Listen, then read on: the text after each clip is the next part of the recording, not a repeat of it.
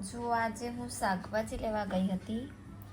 હું એક જ માસી પાસેથી શાકભાજી લાવું છું અને મારા મમ્મીએ એવું શીખવ્યું છે કે મોલમાં તો બધા પંખામાં બેસીને કે એસીમાં બેસીને શાંતિથી સારી જગ્યા પર બેસીને કામ કરતા હોય છે, જ્યારે આ શાકભાજી વેચવાવાળા જે પણ વ્યક્તિ હોય છે એવું કેવી જગ્યા પર, દુનિયાની સૌથી અમૂલ્ય વસ્તુ એ લોકો વેચતા હોય છે અને એ લોકો કેવી જગ્યા પર બેસીને વેચતા હોય છે.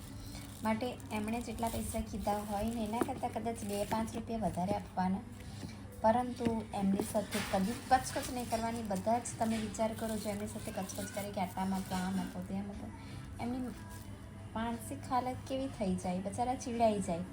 એટલે એવું નહીં કરવું. એમણે જે ભાવ રાખ્યો હોય એ ઓછો જ હોય. આપણે મોલમાં જે પૈસા કપડાં ખરીદવા જઈએ છીએ એના કરતાં તો ઓછો જ હોય છે. એ આપણે ભગવાનનો આભાર માનવો જોઈએ. આ જો કતારગામની પાપડી છે, એટલી સરસ ગ્રીન છે. કદાચ ફોટોમાં એટલું સુંદર દેખાય નહીં, ભગવાનને બનાવેલી વસ્તુ છે એટલે આપણે એને કદાચ પ્રોપર વેમાં જે નરી આંખે જોઈ શકીએ, કદાચ ફોટોમાં એને આપણે એટલું પ્રોપરલી ડિસ્ક્રાઈબ નહીં કરી શકીએ. આ જો કેટલી બધી ક્વોન્ટિટી, આજે અમારે ત્યાં 70 રૂપિયાની 250 છે, તો એમણે મને 50 રૂપિયાની 250 આપી છે. જો કેટલી બધી ક્વોન્ટિટીમાં છે. હા, જો એમની સાથે તમે મૂળ ભાવ નહીં કરો ને તો એ પોતાની રીતે ખુશ થઈને તમે એટલું બધું આપે ને.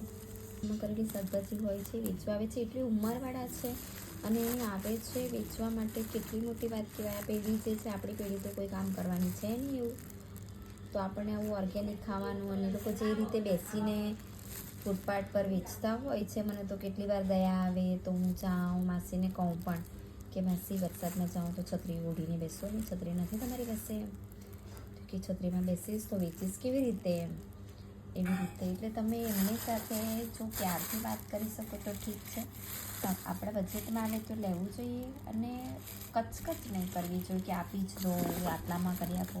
એ લોકો આવતું હોય